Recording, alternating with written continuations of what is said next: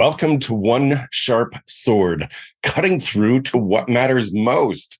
I'm your host, Dr. P, Dr. Wayne Pernell, the exponential success coach. And today, my guest is John Mendez. He has an amazing thing called Walk to Wealth. And he's done the serial entrepreneur thing. He's done podcasting. He has some insights that are unique. And the reason I have him on the show is, I get people from all kinds of backgrounds from, from the police force to real estate to serious investors to mindset. And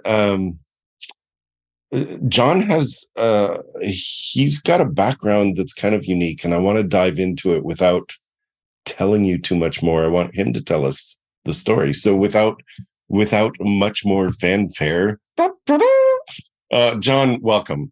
I'm so glad you're here. Dr. Wayne, it's been a long time coming. I'm excited to be here, and I'm excited to see where our conversation takes us today. Yeah, I'm excited about that too. Let's talk about, you are a serial entrepreneur. You're younger, probably. You might be the youngest guest I've had on my show. Can I ask you how old you are? 21 years young.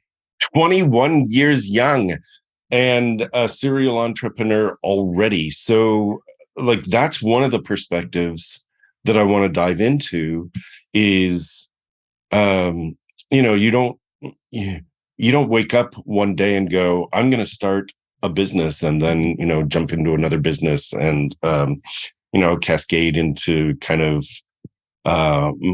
this multi-million path.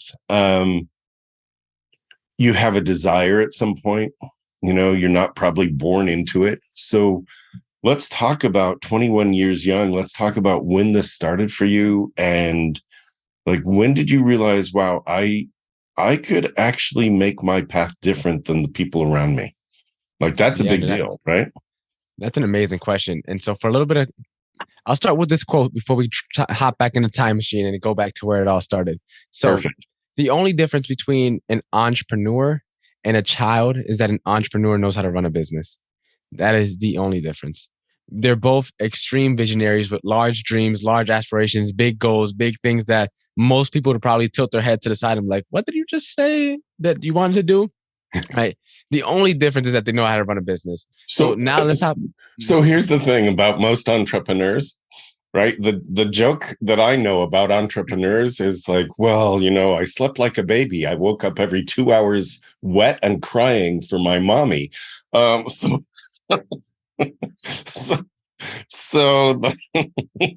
it takes fortitude to run a business. That's no joke, right? So yeah. It's like the difference between a child and an entrepreneur is an entrepreneur knows how to run a business. A good entrepreneur, at least.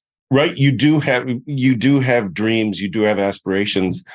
And I mean, the good news is you don't let the fears and the doubts and the obstacles get in your way. That's a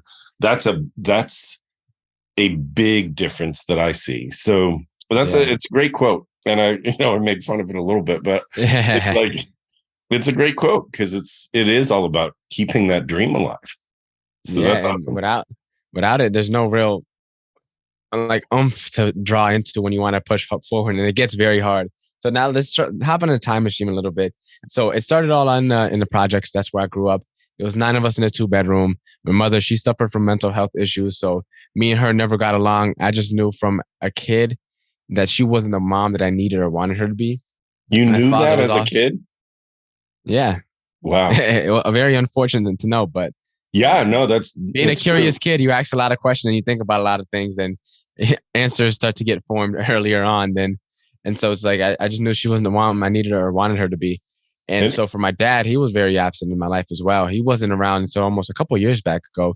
We finally reconnected. You were about to ask something. I apologize. No, it's all good. When you said projects, what, they're all over the country. Where did you grow up? Yeah, so I grew up in Connecticut, born and raised. I'm still here in Connecticut. So I'm not in Compton. And I'm not in Chicago, right? I'm very fortunate. So it's not, there's levels to projects. I'm not in those projects, but projects nevertheless. Like we still had to boil hot water sometimes on the stove just because we didn't have hot water running. Lights would go out, things like that. Yep. Roaches, rats, all that jazz, very not the best living situation. On top of that, we are jam packed in there. And so for me, the entrepreneur bug, I never had any entrepreneurs in my family. And it was something that I never had growing up early up.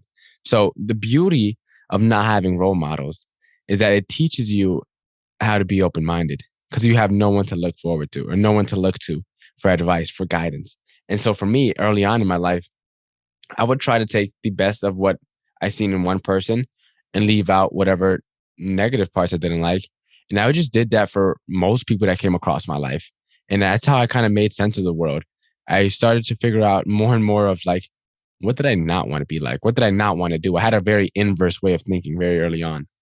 And so that alongside of me just living out my own life, I started to become this melting pot of different thought processes, of different ideologies, of different ways of viewing the world, different perspectives. And then for me growing up, it was around maybe like 8th grade year, 7th grade year, where that curiosity really started to be cultivated. And we would have things like called philosophical chairs or Socratic. Yeah, philosophical chairs, I think it was called, where it was like simple stuff. It was like, what's the best snack? Pizza or Doritos? I don't know, random stuff like that. And I would intentionally go on the side that had less people just so I could have a more fun time arguing or debating or trying to put myself in someone else's shoes, even though I like pizza better, right? I would go on the Dorito side because everybody on team pizza, and I would go me against the world almost and take on the whole classroom by myself or just me and a couple other people just for the fun of it. And I love building those perspectives. So that's where the curiosity came in.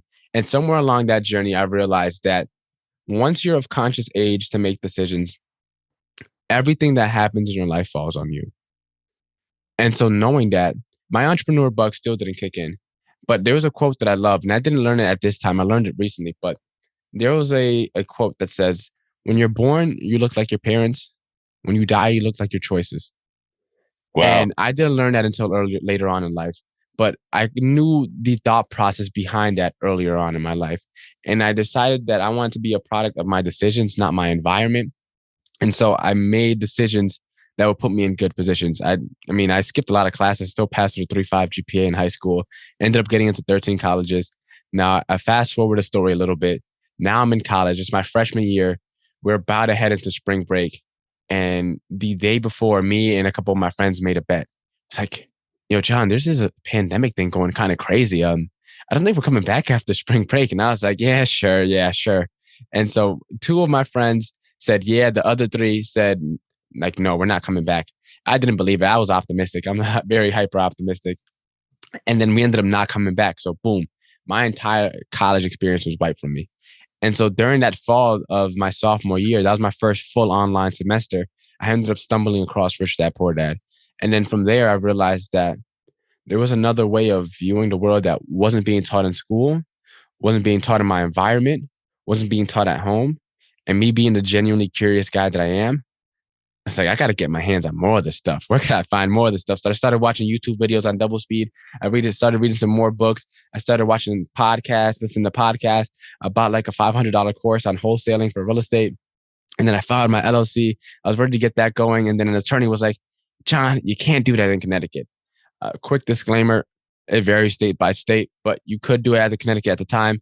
She just so happened to be the professional. So in my eyes, so I was like, damn, my dreams are ruined. And then I got the idea to take my real estate class. And I was like, oh, I could just do that. So I ended up signing up for my real estate class, stopped showing up to my college classes, and I've never looked back since. Amazing. Amazing. So your serial entrepreneurship has been mostly in real estate, right? To start off, there's okay. There's like 2 stages to the story. Okay, so stage 1. Well, there's multiple stages. First of all, you choose curiosity, which is awesome. I love that you said that once you're at an age to make decisions, that your life basically is yours. The decisions, the choices, what you end up with, that's all on you.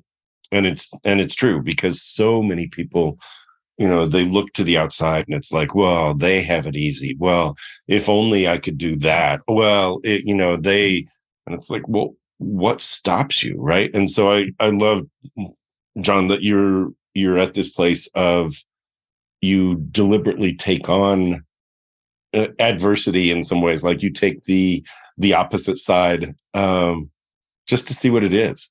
Like you learn what it is. I have a TEDx out there, and it's about parallax perspective, which is how do you look at things differently so that you can get a bigger picture. And it's based in curiosity. So I love all of what you've said so far. It's amazing. As prior to the show, I was telling John that if I'm looking down, it's usually because I'm taking notes. And so if he sees me looking down, I'm not distracted. I'm taking notes. And John said, well, if all goes well, you'll be, you and I won't be looking at each other at all during this thing because you'll be looking down, taking tons of notes.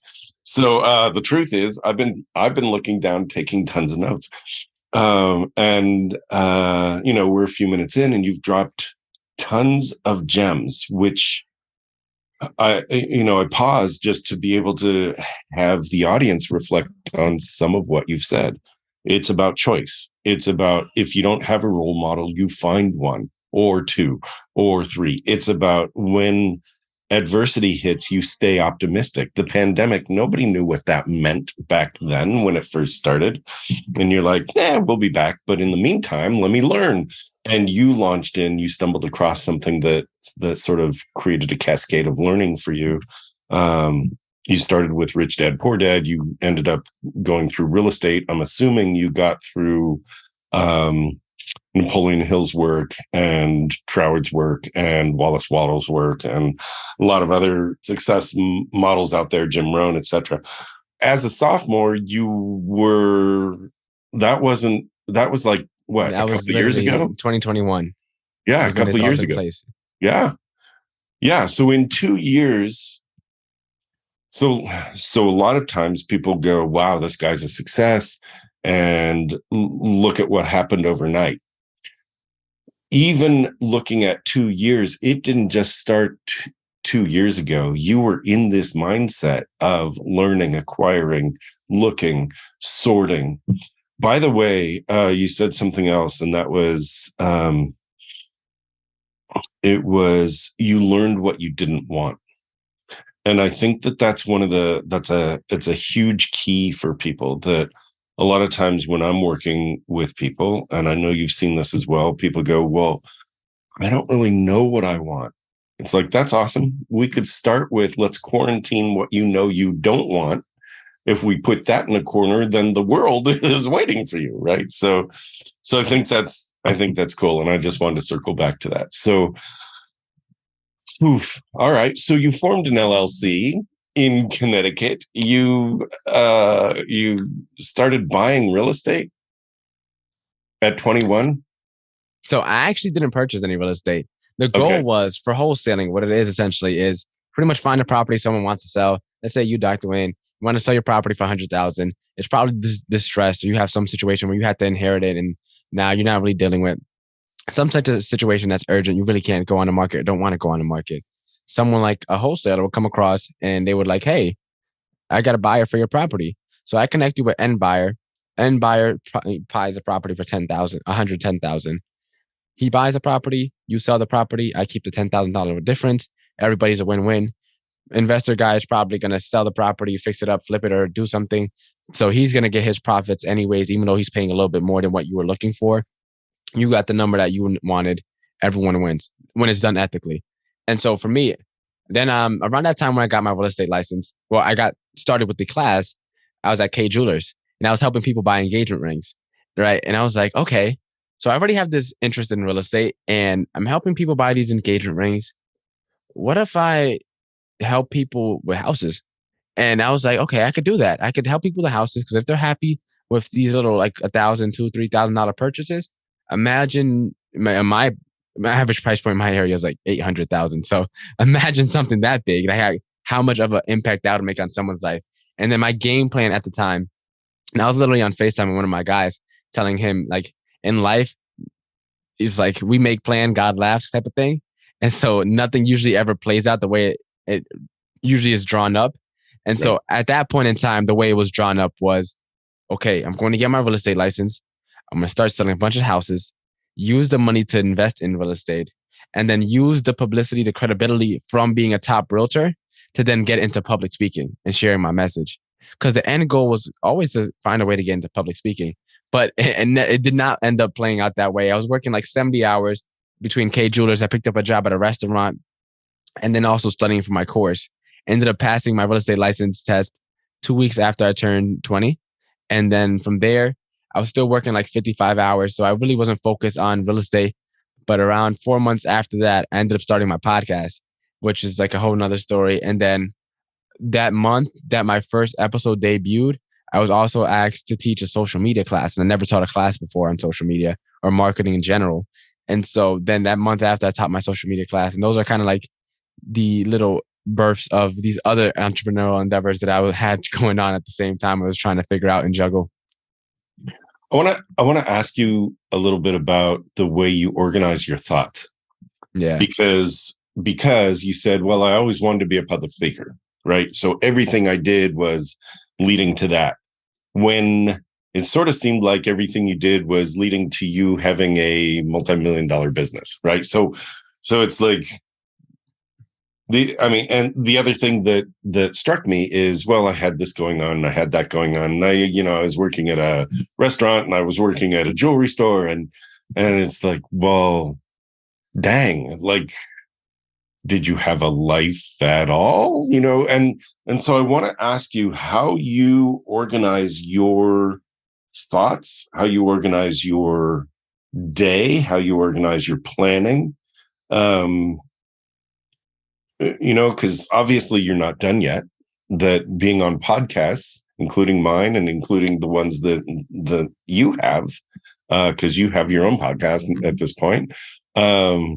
Walk to Wealth, if I can share that. It's the number 2. Walk number 2 to wealth. So Walk to Wealth.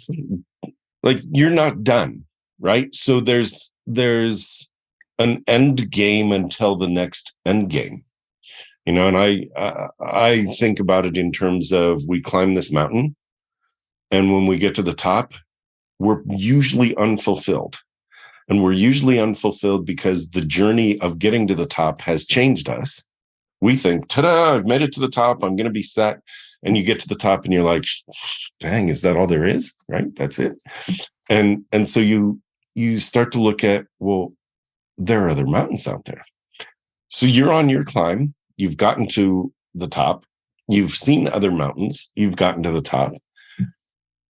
How do you organize your thoughts for where you're headed? And what are the other mountaintops that you're looking at right now? Like, where are you headed? Yeah. So I want to preface this by saying money was never the end goal.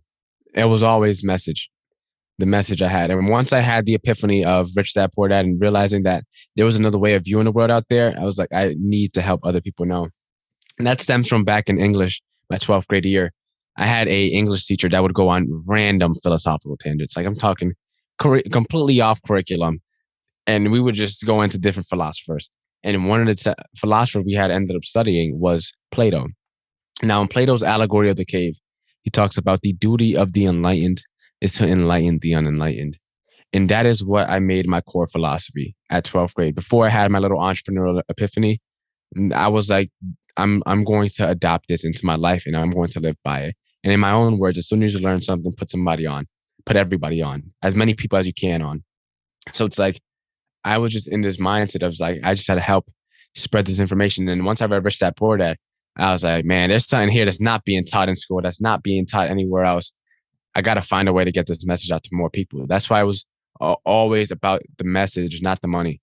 And for me, once I started getting into a lot of these things, it was like, okay, I'm learning all this stuff, and I'm not on the journey, but that's what makes me so uniquely different and so uniquely qualified to teach on this stuff, because so many people wait until their boat's already at sea to say, hey, come out, and the waters aren't as rough as you think. It's like, I'm still in the process where we're still onboarding the boat. We're still loading up the cargo on the boat. We're still at the dock. And I want to reach other young people so that they can hop on board with me and know that I'm just an arm's reach away. I'm not multi-million dollar Lambo driving Ferrari, $1 million mansion guy with, on Instagram trying to clickbait you into a reel. I'm a human on this journey. It was nothing like this before. I learned something new and I'm on the pursuit of attaining it. And which segues perfectly what I'm about to say next, because most people don't realize that there's a difference between a mission and a goal. A mission is something that transcends you. It's something that you'll never be able to accomplish. So my mission statement for my life is to enlighten and empower young adults to build wealthy, abundant lives. And for me, no matter how many young people I reach out to, no matter how big this brand, this mission, what I've got going on gets, I will never be able to accomplish anyone, but I'll be able to strive for it. And that's how you stay alive, right? Because if we're not in motion, we're pretty much dead. And so it's like you have to be in continual pursuit, but also in continual gratitude for the journey, for the process. And a lot of people chase summits and realize that there's always going to be another one to chase after you reach the top. Like you said, to go back to that mountain analogy, it's not being fixated on the summit per se, but knowing that the summit is just a checkpoint, a milestone in your grander mission, your grander vision that you got going on, and being okay knowing that you probably will never ever accomplish it, but you're in pursuit of something that's so much bigger than you. And a lot of the greats, MLK, all these people like him and others that have lived before us and have come, it's like most of the time they didn't see the end goal that they were working so hard to bring in. But they had this mission that was just bigger than him. And they know that they were called to advance it. Right. So it's like being just okay with the fact that, hey, but you may not ever get to where you're getting to, but you helped advance it. And it's a selfless way of going about life, because knowing that the thing that you're working so hard, you may never ever see the promised land, but still putting in the work so that those who come after you can have it better. Let's talk a little bit about that. Growth, being in continual growth. You didn't exactly say it that way, and yet that's what you're talking about is, the continuous pursuit, it's like if you're not growing, you're dying, basically. You talked about being in gratitude. How do you personally stay in a space of gratitude when you might not ever reach your the mission, the end goal of the mission? How do you stay in gratitude? Well, it's a little unfair for me. I did a Big Five personality test, so I'm in the top percentile for optimism. So I'm just a naturally super positive person. But okay. Gratitude is the highest form of energy. There's no form of energy higher than gratitude. And gratitude, so I'm sure you're well versed on the reticular activating system and you know how it works. Our brains are like heat-seeking missiles. And when you program your brain to get accustomed to searching for the good and along the way, there's people, if you're on a mission, someone will say, hey, your message really inspired me today. Boom, that's something to be grateful for. Or let's say you're driving past someone and they need a donation or change and you just spare, a little whatever. Right, that's something to be grateful for because you had the opportunity to do that. Let's say you're living and you go to the bathroom and you have to flush your toilet. You could be grateful for that because you can. I literally, when I went to the Dominican Republic, I had to get a bucket of water just to flush the toilet and pour the water into the toilet to flush because they didn't have plumbing in 2019. This is literally a couple years ago before the pandemic, right? This is not 1920s, right? And having that perspective and broadening your horizon is so important because if all you know is what you know, for example, growing up in the projects, people from the outside, it's like, damn, John, you must have had it so hard. You're with your mom and everything. But as a kid, all you know is what you know. And so if you are just brought up into something, you will never know what else is out there. So you'll just be accustomed to whatever you're living. That's why people in the poorest countries in the world are some of the most happiest people in the world because they're brought into that. That's also why they say the comparison is a thief of all joy, right? Because it's not until you start comparing to what others have, what others don't have, that you start feeling some type of way.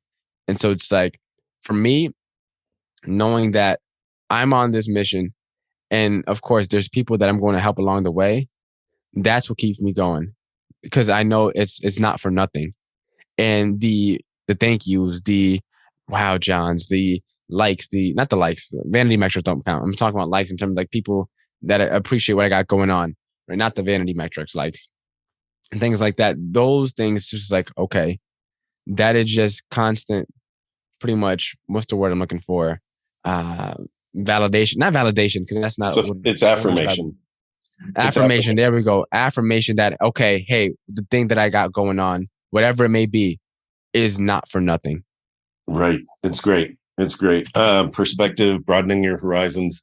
It's interesting because there's a line that I use. You know what you know, and you're drawn toward the things you know, and you are also willing to protect the things you know, unless you're deliberate about pushing beyond it. And so your perspective of, I know there's more. I want to broaden my horizons. You deliberately travel. You deliberately know, like you seek beyond, knowing that there must be more. And I think that's a huge message that's worth passing on as well, which is, you could get stuck in your own little cycle, in your own little world, and you'll defend it because that is what you know, unless you step into a belief of, I know there's more. And I think that's cool. It's like that sings my song. So, it's like, I love that. Love that. And it's another thing too, where it's like you realize as the more you learn, the more you realize, understand how much you actually don't know, because there's always so much more to learn. See, that's Socrates, right? I know that I do not know. So you quoted Plato. Now it's like Socrates said, right? I know that I do not know. And that's huge. That's a big one. So, right, to recognize, yeah, there's a lot I don't know. And for you, that propels you to want to learn more versus there are others that are like, well, there's so much I don't know and I'll never learn it. And it's defeatist versus there's so much I don't know. Let's go explore. How fun is that? Right. So it's like, that's awesome. That's really great. You know you are bigger than the life you are leading. It really is time to attend to that thing you've wanted to do or have, but you've been putting off. It's time to step into that dream you've parked for someday. It's time to claim true well-being, both personally and professionally, without giving up the success that got you here.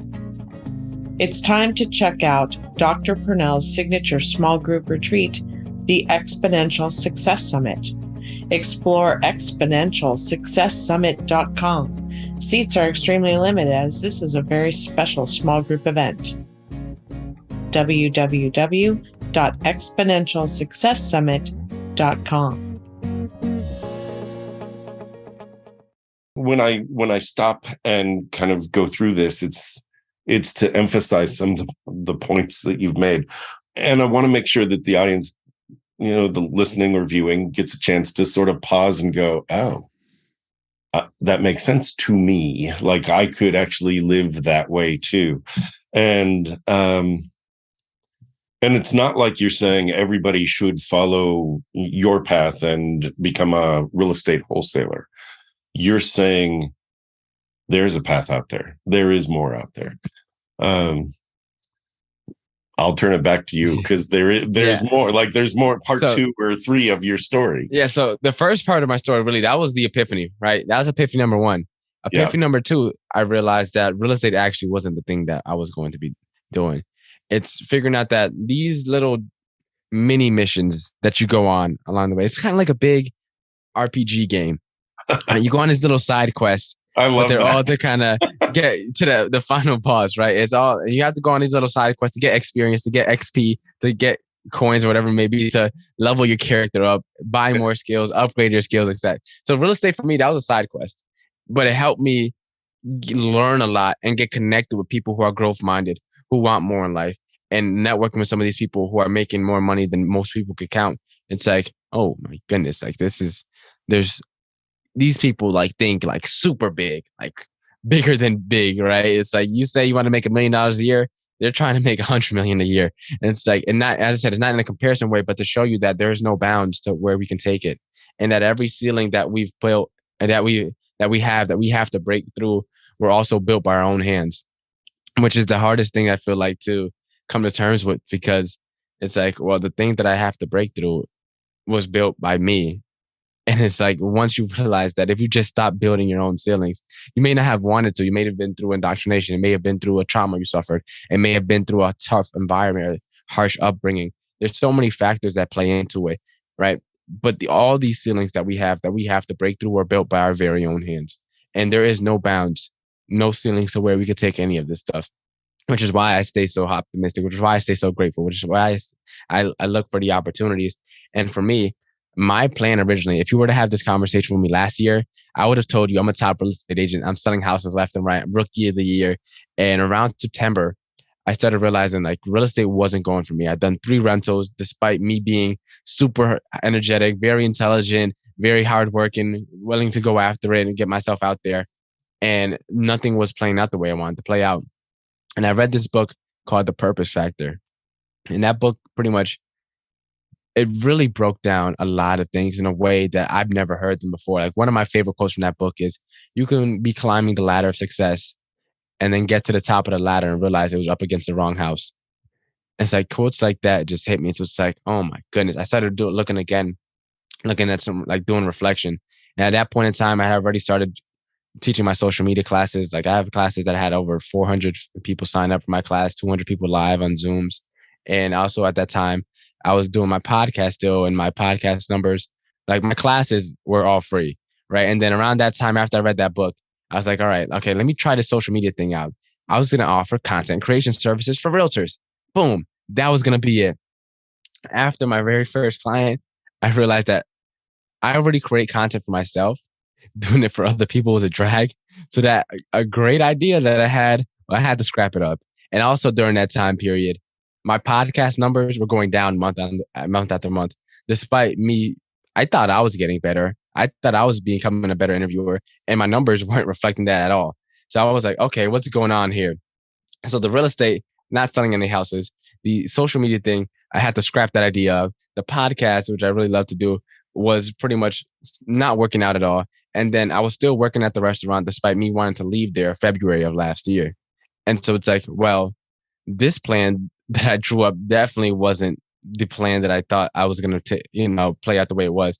And one thing I realized is that procrastination could be your best friend if you allow it to be. A lot of times people procrastinate because things are hard, because it might be scary, because people may not want to do whatever it is that they need to do or supposed to do. But sometimes you're procrastinating because what you're doing is not in alignment with what you're called to do.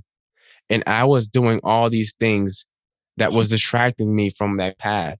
I had all these different things, and I was trying to make sense of it all. Why am I not successful yet? Why is it not working out? Why am I not making progress? And it's not one of those things where you plant a seed and then you have to wait for it to grow. Like, no, it would have grown by then. I was putting in work, but none of it was focused.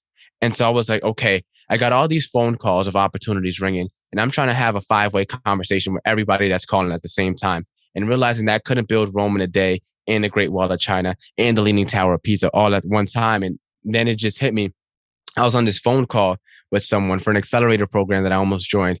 And he was like, John, you can't keep expecting full-time results from part-time efforts. When there's people out there giving it their all for this one thing that you're looking for success for, and you're doing it half-ass at all these different things. And I was like, you're right. And so from that then on, I was like, the podcast is what I need to do, because that's the best way for me to spread my message right now. And so the vehicle might change of how I pursue my mission and carry out my mission, right? In the future, it may be a book. In the future, it may be a conference. It may be a summit. It may be coaching, whatever it may be. But for the time being, the podcasting was it. That was the thing that I was supposed to be doing. I was procrastinating all along. And despite me procrastinating with real estate, despite me procrastinating with the social media stuff, I was still dropping weekly episodes. My downloads weren't going up, but I was showing up. I was just doing part-time effort. And so I was like, all right, I got to go all in. And since then, the snowball started rolling a little bit, and it's been catching some steam. Amazing, amazing. I love that. I love so much about what you've been saying, and I love the idea of procrastination being a clue about alignment. That it's so easy to go, well, there's so much to do. I don't know where to start, so I'm not going to do any of it. I'll just put it off until a deadline comes, and then I'll work my tail off in order to make sure that we beat the deadline. And that works for a lot of people. There are a lot of people that need that. That's awesome. They're deadline driven. They love what they do and they put it off because they're ruminating. There are the other types that you were talking about, which is they don't love what they do. They're out of alignment. They put stuff off because it's just painful.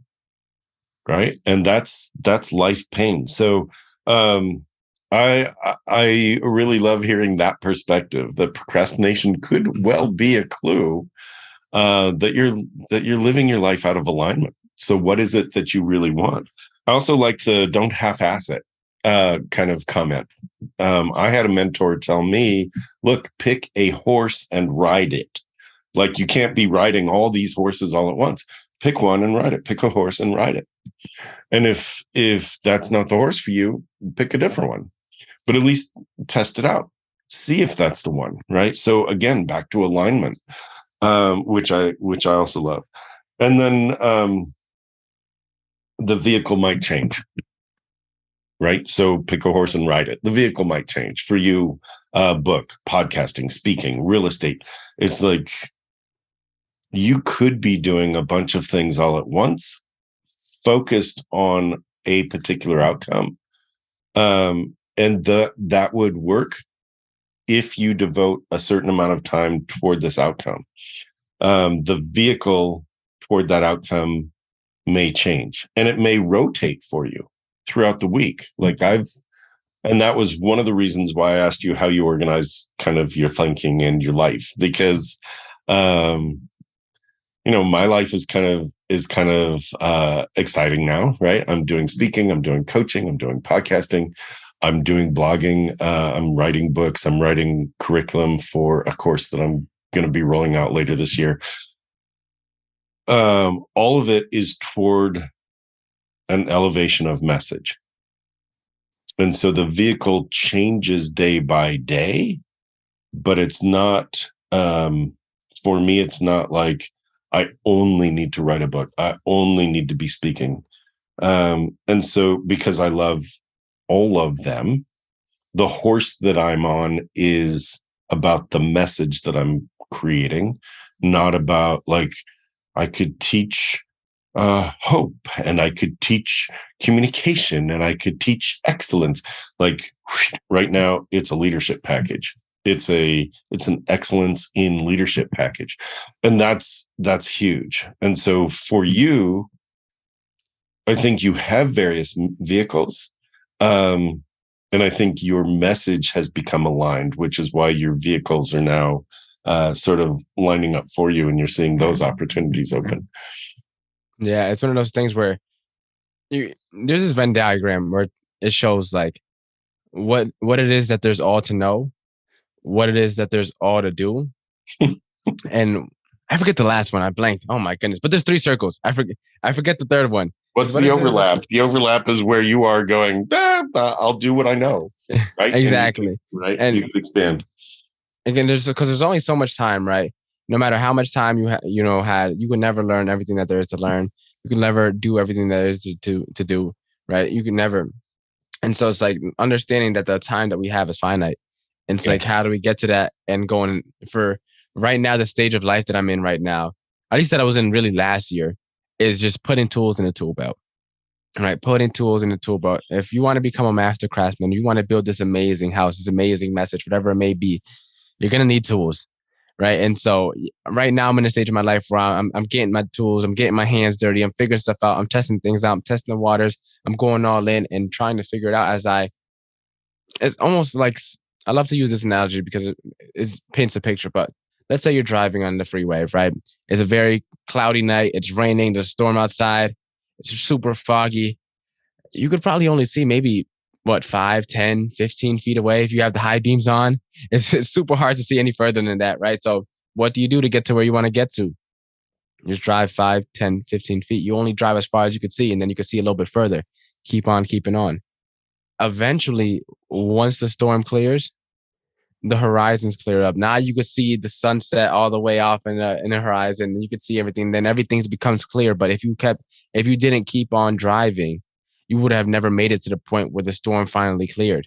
And there's a good message where this one guy, he was in a mission, I think in Afghanistan, I forget where it was, in somewhere, and his team was killed. This whole team was wiped out except for him. He was in critical condition.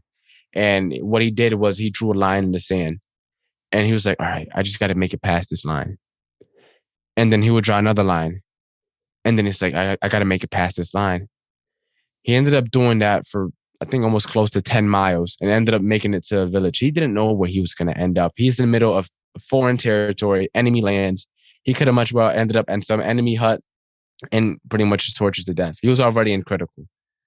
But knowing that he just had an inch further and that it will clear up, eventually ended up working out, and he ended up getting saved. And he was the only person on his team to survive because he didn't sit there and allow himself to die because he didn't know where he was going to go or how it was going to play out.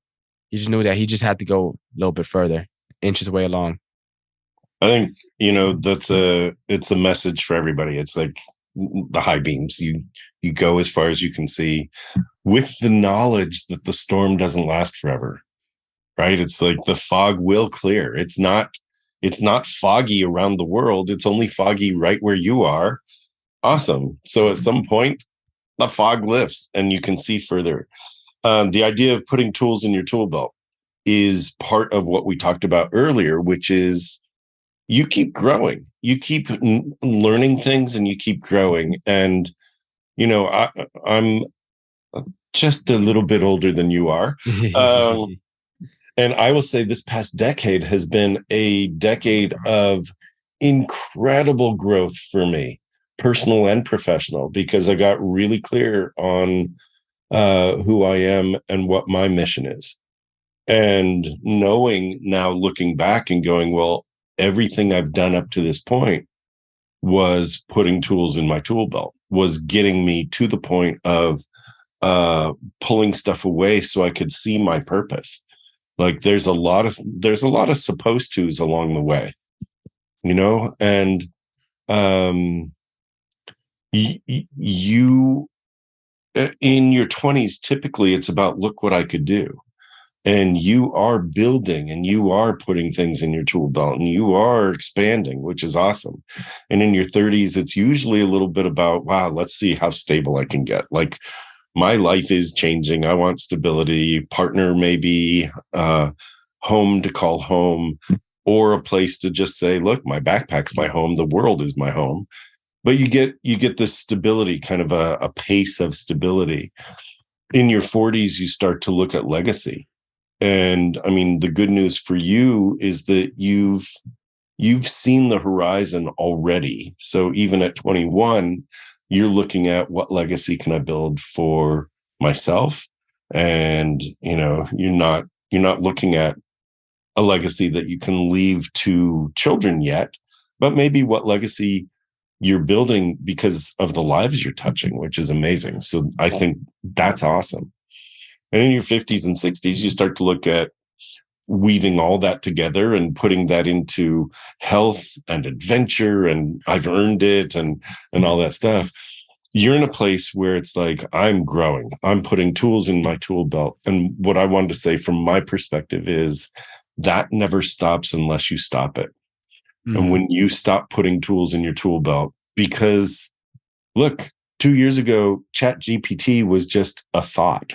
It was, right? So that kind of like AI was like, oh no, AI is coming. This is a scary thing. And people still think it's a scary thing. It is the future, and it's what we do with it that makes a difference. 20 years ago, 30 years ago, computers were the scary thing because, oh my gosh, everybody's going to have one and we're going to only learn to talk to computers. They've enhanced our lives. Our job as humans was to learn to use the technology that's there. And so, podcasts weren't a thing, right? So it's like, what tools are you learning? And even like a day or two ago, you were like, hey, I just invested in my studio. Isn't this cool? And it's like, right? I mean, it wasn't that long ago that you put in new lights and a new mic and Yeah. new, so you're like, the tools are real tools, and the tools that are also theoretical, because you're learning how to learn. You're learning how to advance yourself in the world. So all of that is to say that never stops, which is a good thing.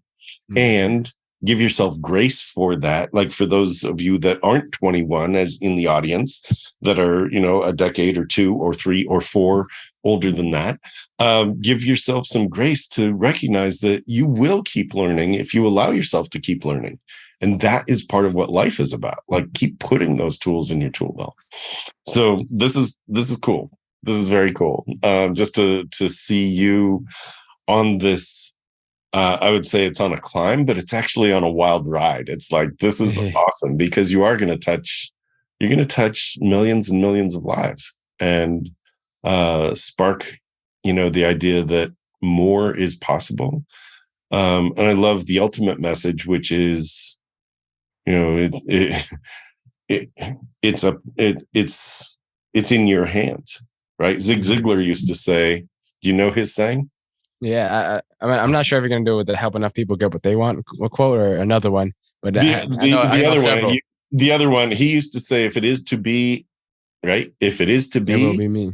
it's up to me. That's right. And so it's like, if you want to make something, he also used to say, I'll see you at the top. So, so, but you've gotta want to create something. Like, the whole thing about manifestation, you've got to want to create something, and then you've got to take the action and open to the opportunity to actually create it. So, and you're a living example of all of that, which is cool. So what's next for you? Where are you headed? Yeah, Next phase? so pretty much my next phase right now really is to turn this podcast into a movement. I don't want it to be a weekly episode. That's, as I said, we build our own ceilings. I don't want to limit myself to just be in someone's earbuds. Like, I want it to be a massive movement. Like, hey, I'm a wealth builder. Like, growing up inner city, you see so many people that don't want to take the traditional route. And for those people who are crazy enough to not want to take the traditional route, right? There's no problem with being crazy, right? It just means that they don't understand the world the way we do, right?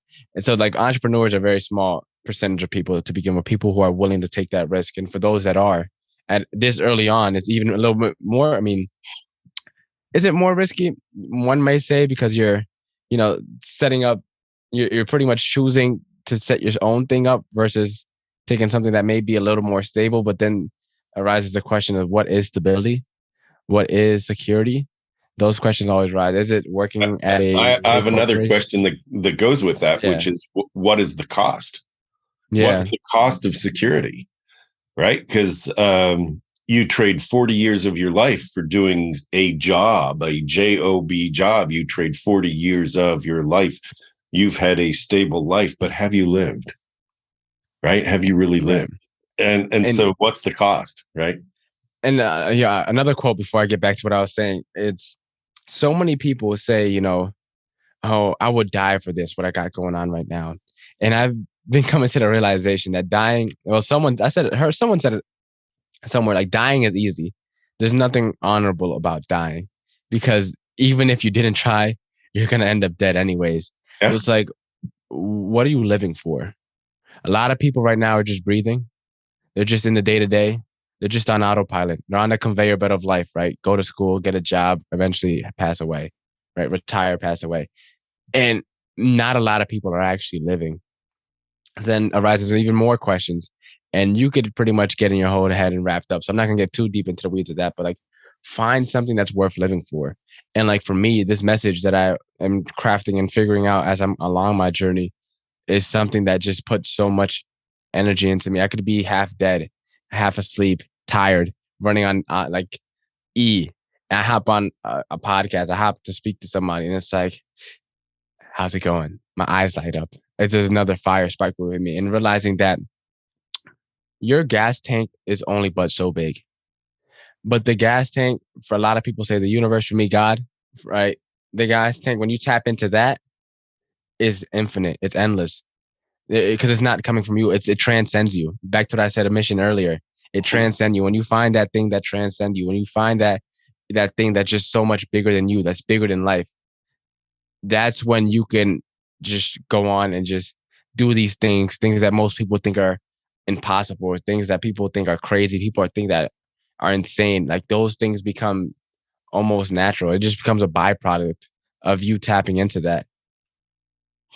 Absolutely. Absolutely. Yes. It's just the idea of, the gas tank and tapping into what some people call source. It's God, force, it's source, it's spirit, it's whatever it is, something bigger than you. I think that's huge. One of the things that I teach is you can't give what you don't have. And so if you're running on fumes, if you've let your own gas tank get so low, you won't be able to show up and go, yay, I'm so glad to be here. It's like, you've got to take time to rejuvenate. You've got to take time to step back, take inventory of your own life, heal, rest, all those things, so that you can come back refreshed. The other part of you can't give what you don't have is, how can you give up here? How can you give at a higher level if you've only been living your life at this lower level? Which means you have to open to, there is something bigger. There is something more. There is something I need to grow myself in order to serve more greatly. And that has been a part of your life. That's, it's like you are deliberate about growing yourself, which is amazing. It's amazing. Let me ask you this. What would you like to share? What didn't I ask you? What would you like to share with our listeners? And how might they find you and help you turn the podcast into help you turn it into the movement that you want it to be?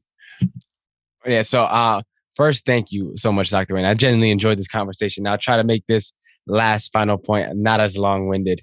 But for good. Anyone, we talked about, purpose, mission, these bigger, grandiose ideas. A lot of people sort of shy away from, because, as I said, some of these open-ended questions will lead you down a rabbit hole, and you could end up spending a lot of time. So I'll break it down for you, the quick and dirty, simple way to get some type of alignment, to find a sense of purpose. And I got this from a Japanese concept called ikigai. It's ikigai. Yeah, I love it. And stands for your reason for being, right? So it's pretty much the 4 steps to finding your reason for being. I mentioned another Venn diagram. This is also a Venn diagram. It's 4 circles instead of 3. All right. So this one is, what do you love to do? What would you do for the rest of your life if no one paid you a single penny? Then it's, what does the world need? Find all the problems you feel compelled to solve, right? List out all of them. But if you're someone like me that has a more inverse way of viewing the world and thinking, start with all the things that you're annoyed by, right? Someone didn't want to wait in line at the grocery store, and boom, we have self-checkout, right? Start with the things that bother you, annoy you, if you don't know what you want, like we mentioned earlier in this conversation. The third step is find something that can reward you. A lot of times charity and volunteer work fulfill us, but we still have to put food on the table. We still have to keep the lights on. And so finding a way that you can be rewarded for, you're going to make sure that you can keep on doing what you love, enjoy doing, and what you're called to do. And then the last step, it's, what are you good at? But I like to say, what do you have the aptitude to be good at? Because the fish is always the last one to realize it's in water. And usually sometimes the things that come second nature to you can't be realized by you because it comes so naturally. It comes so easily. Sometimes you may need someone to tell you, like, hey, John, you're pretty good at this. Or, hey, Dr. Wayne, you're an amazing author, right? And then it's like, oh, I am? Maybe I should take this a little more seriously. And sometimes the skills that we have and the talents that we have haven't been cultivated, right? So it's like, what do you have the aptitude to be good at? And when you have something that intersects all 4 circles, you have found your reason for being, If you found that valuable and you want to join the movement, you can check me out at www.walk2wealth.com. We drop episodes twice a week on the topics of personal finance, mindset, entrepreneurship, and real estate investing. And it's really all about, the journey to wealth is a long walk, right? And some may walk faster than others, but what good is sprinting to the finish line if you pass out when you cross it? Well said. All right. John Mendez. John, thank you so much for being here. I really appreciate that. You've offered quite a lot. You've pushed quite a lot, and we covered quite a lot in a very fast hour together. So thank you so much. There's so much more to share, to know, and I will. The show notes will have the link. I will say it again: walk2wealth.com. Walk2wealth.com is where you'll find John. And amazing. Thank you for being here, John. It was a pleasure, man. Thank you for having me on. Really great. All right. Well, this is One Sharp Sword, cutting through to what matters most. I'm your host, Dr. P. My guest has been John Mendez. As your host, Dr. P, Dr. Wayne Pernell, the exponential success coach. And I will see you here next time. Thank you.